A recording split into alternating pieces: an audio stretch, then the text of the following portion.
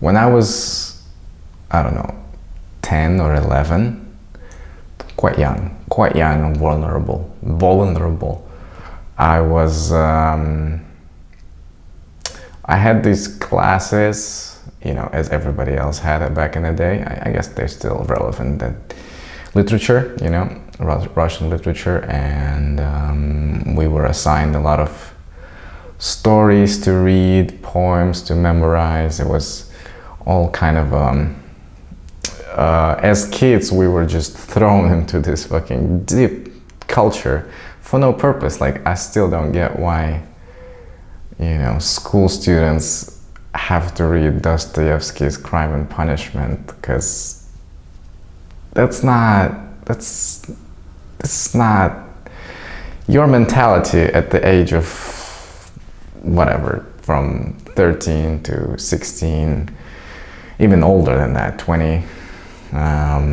You're not even there, like you're not even remotely there to really understand like the despair and the predicament that the main character was in, you know, like the poverty and all these social issues. You just live in your family and you're trying to do your best not to, you know, get kicked out of school. To force kids to understand the you know, the issues that are brought in that book and the depth of them, it's a bit of a stretch if you ask me, but I'm not making rules. I'm not the one who built educational system in my country, so I don't know what it was about. But now we got memories, probably. If you had this experiences as I had, you know, different people had different experiences depending on the school and depending on the generation they were born in, but I think a lot of us can relate to that.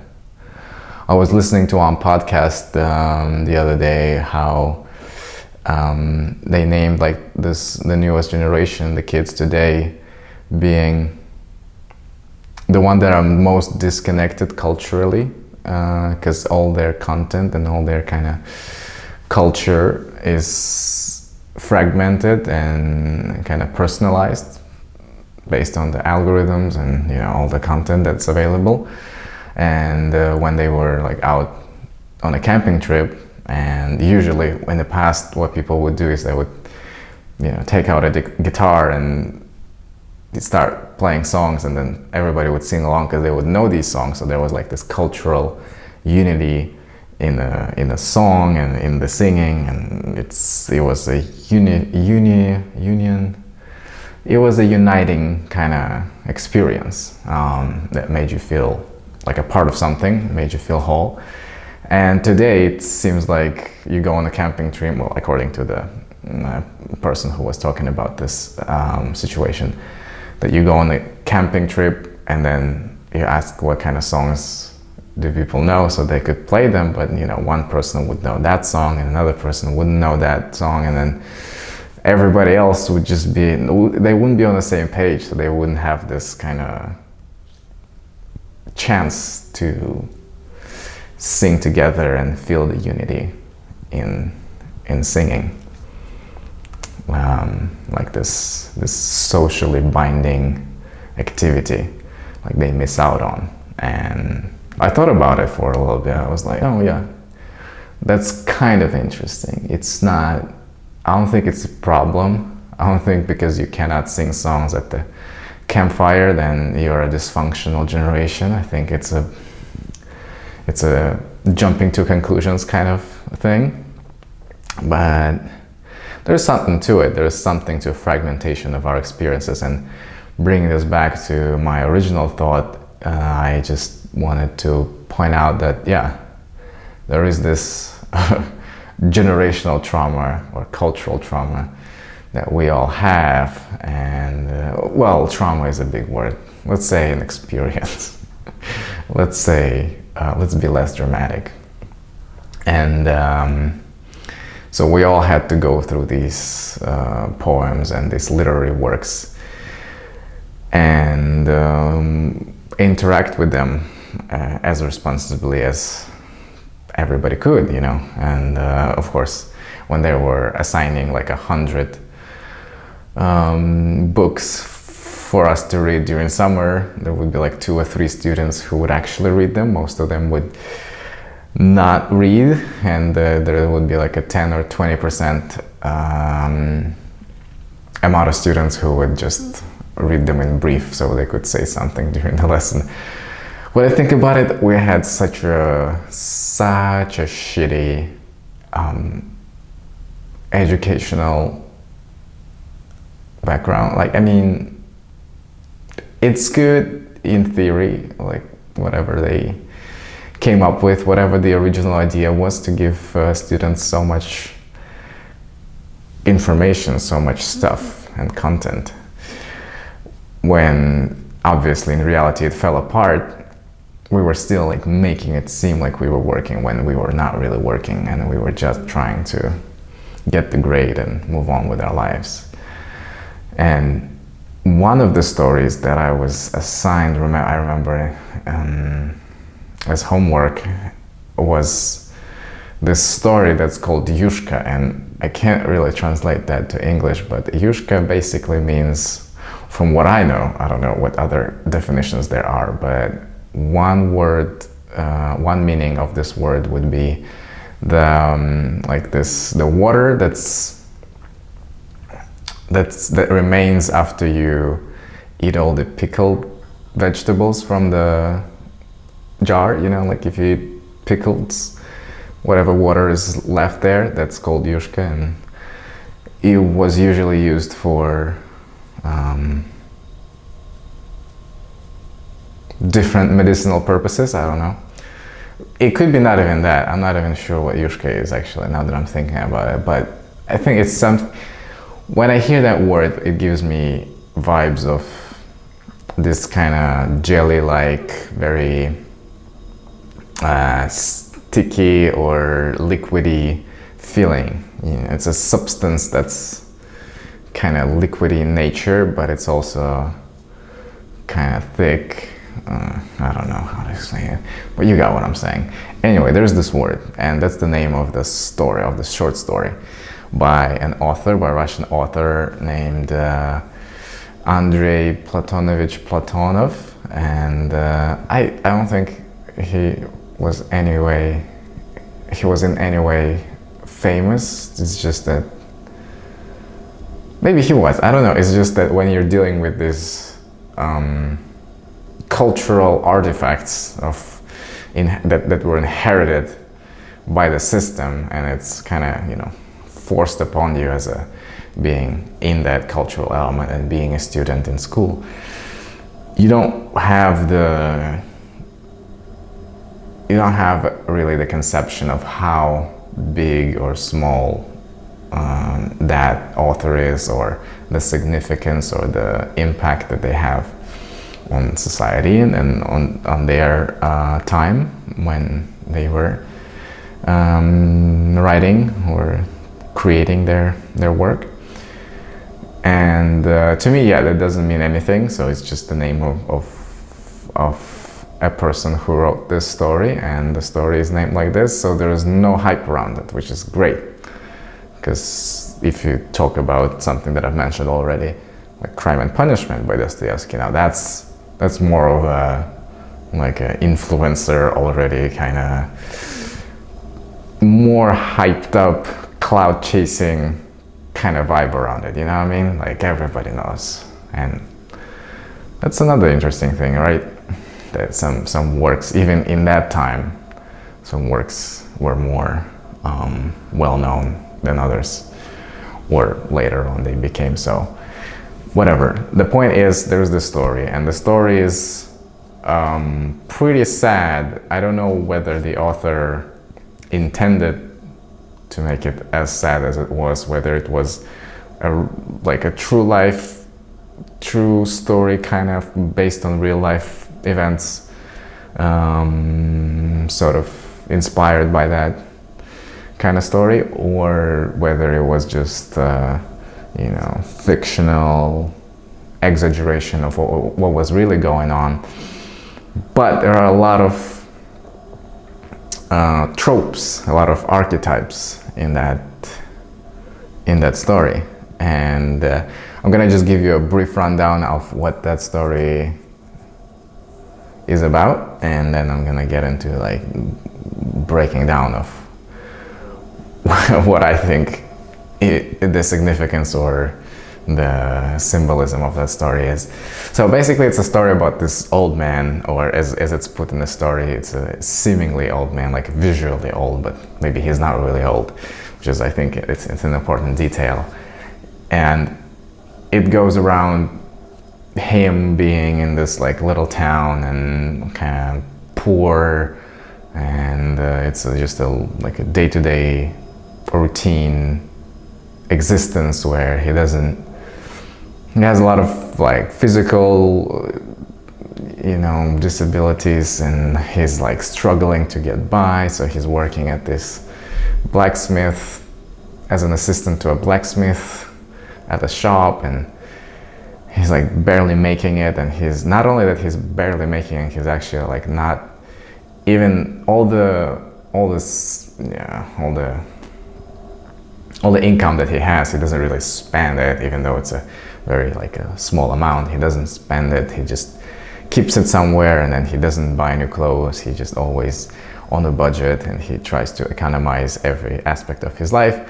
And due to that, he looks like shit because he's wearing the same clothes for decades, and it's all torn, and he looks like shit because he doesn't eat enough. And then there are people who are just normal dwellers of that town, and they look at him like a phenomenon because he's not usual, in a sense that he stands out being as poor and as shitty looking as he is.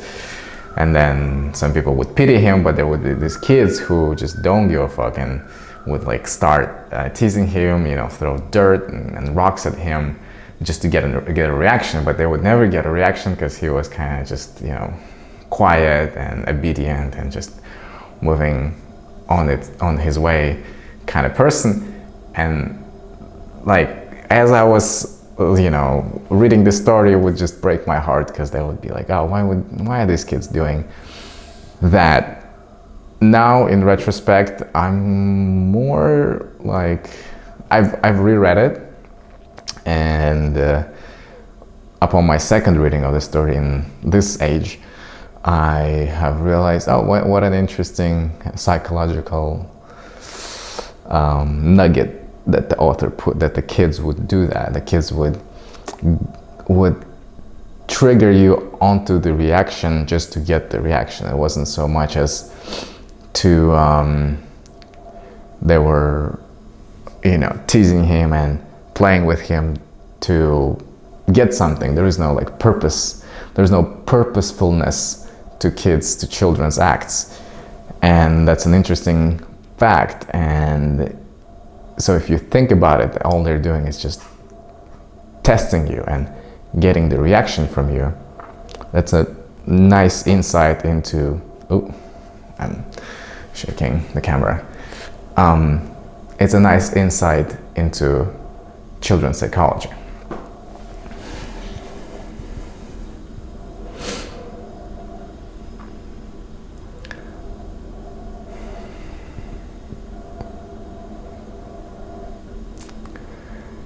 And so basically what happens in the end, not to spoil the story, but you're probably never gonna read it anyway, in the end he dies, and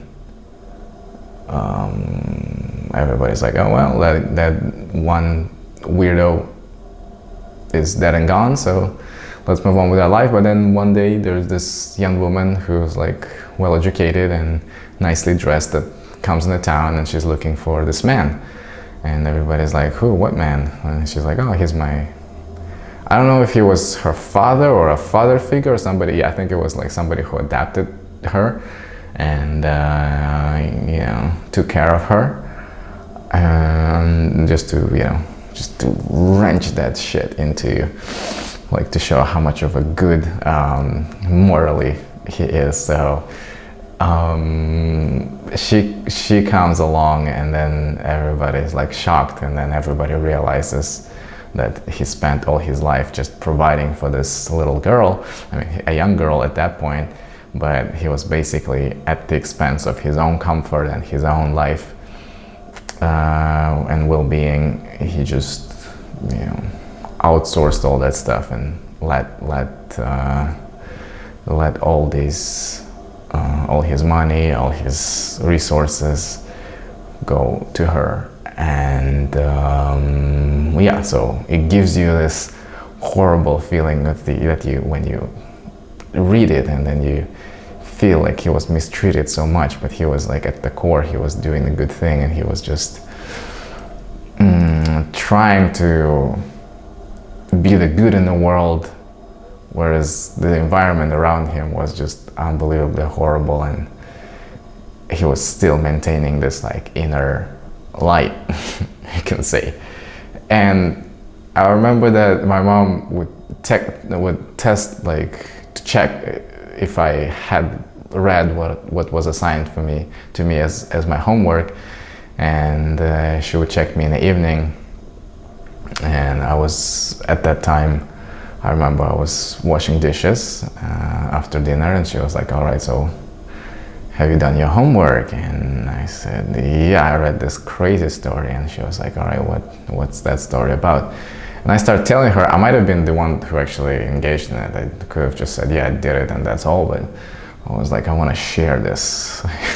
And in my head, I was just, after reading that story, I was a bit discombobulated, one might say, emotionally, because I was, I don't know, even at that age, it was just such a deeply emotional experience. And I go on to tell, but I took it and I moved along, and I went to wash dishes, and then as I'm washing dishes, my mom asked me to recite it, and I start reciting the story, and just in the middle of it, as I'm drawing this picture, because to my mom it's a brand new story, she doesn't know that story, so I'm just telling her what happens in the text.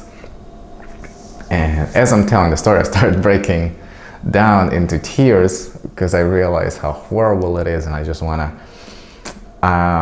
as I'm reciting, I felt myself trying to deliver this point as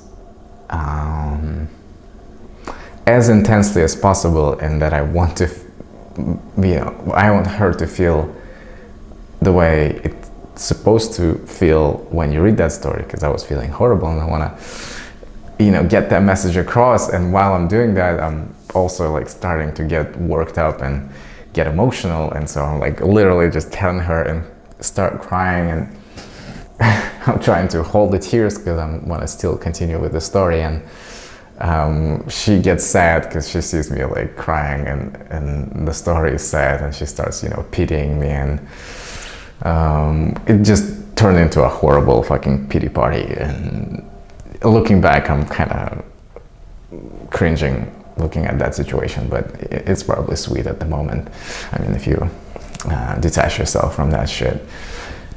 And what's interesting is that, like, there's this artwork that conveys some sort of emotional intensity, coloring, and then affects you, and then you tell somebody else, and it affects them, because you are already like worked up, and that seems like a what's the word?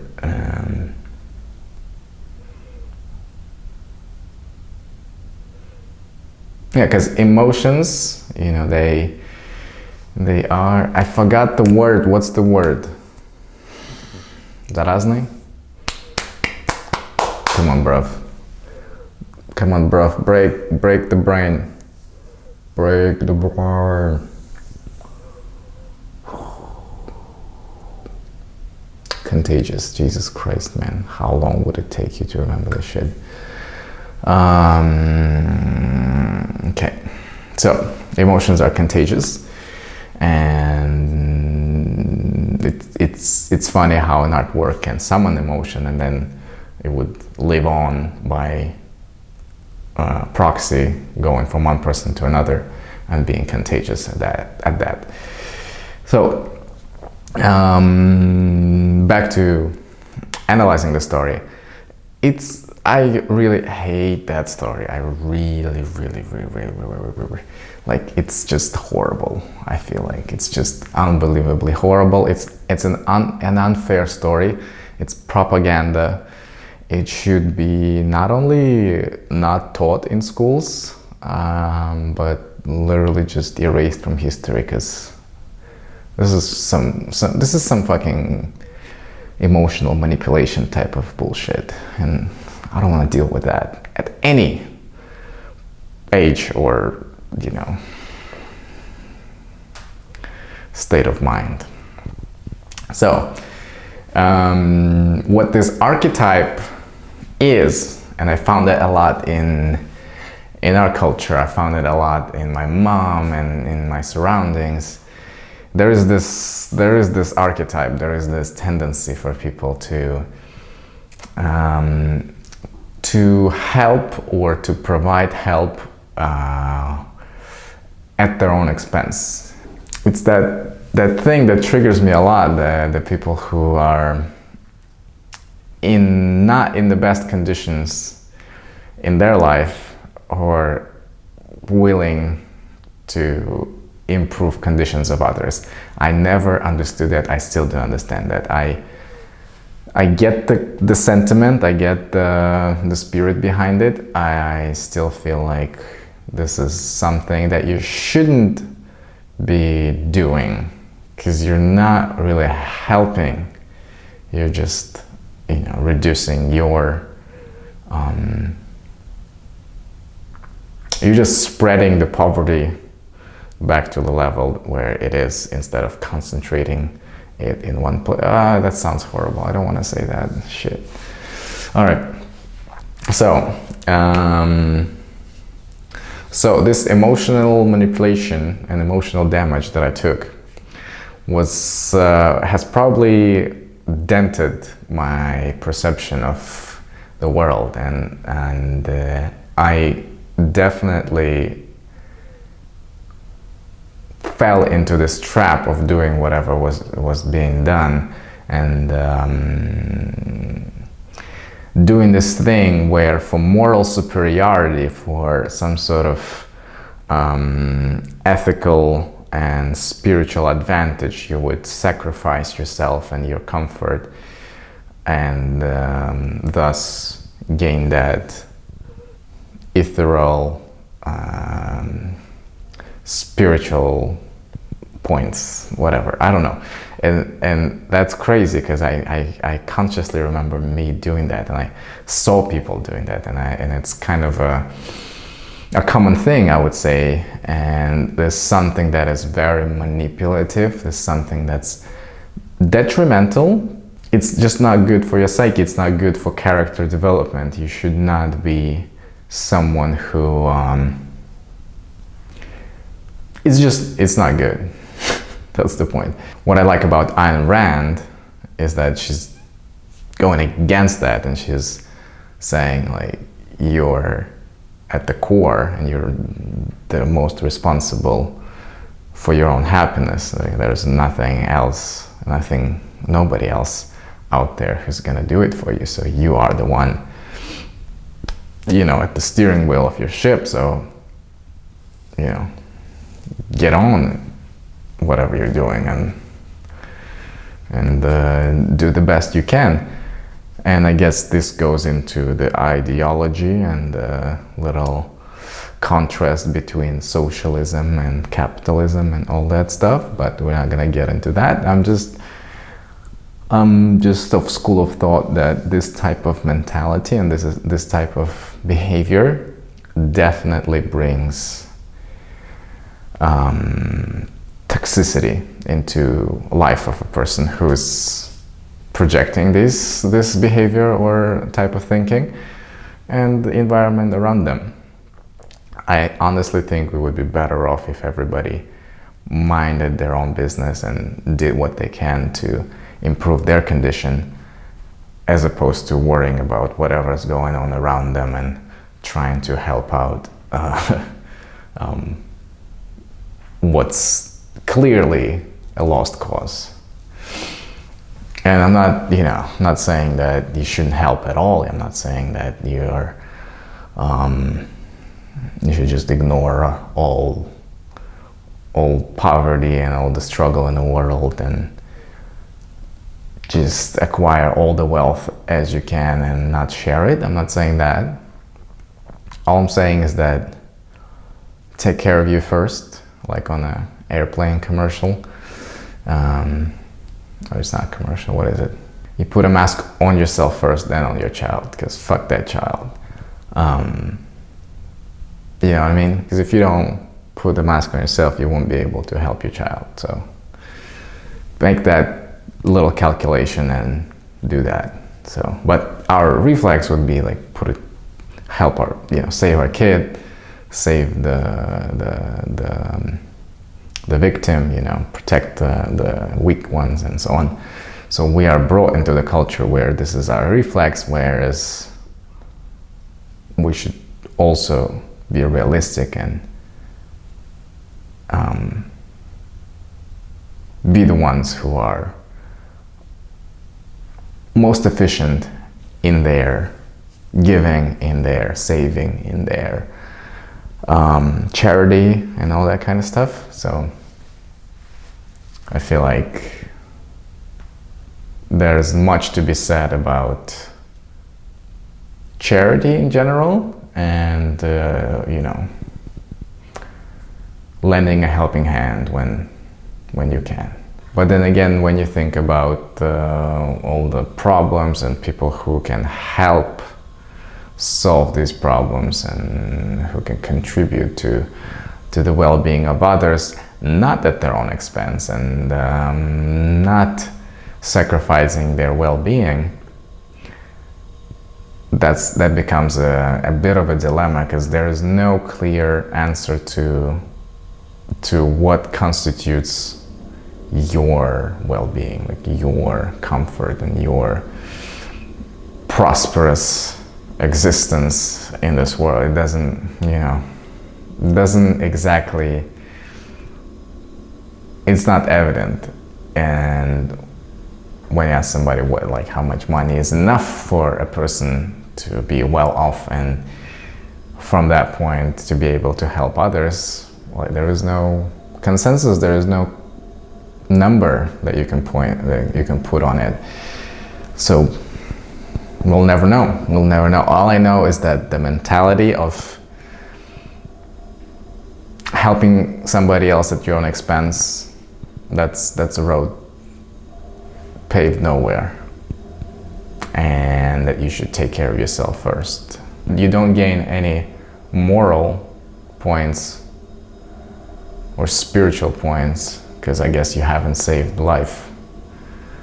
And you just prioritized yourself selfishly. And if that doesn't give you those spiritual points, maybe that promotes a different type of world, a harsher, a rougher version of it.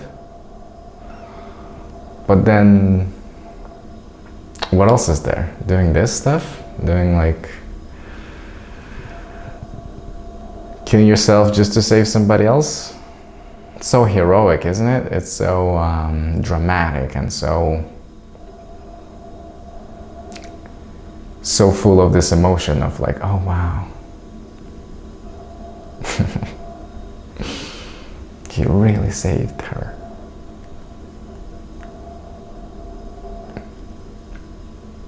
Isn't our culture built on that shit? Die for somebody? I'll die for you. I'll die for my country.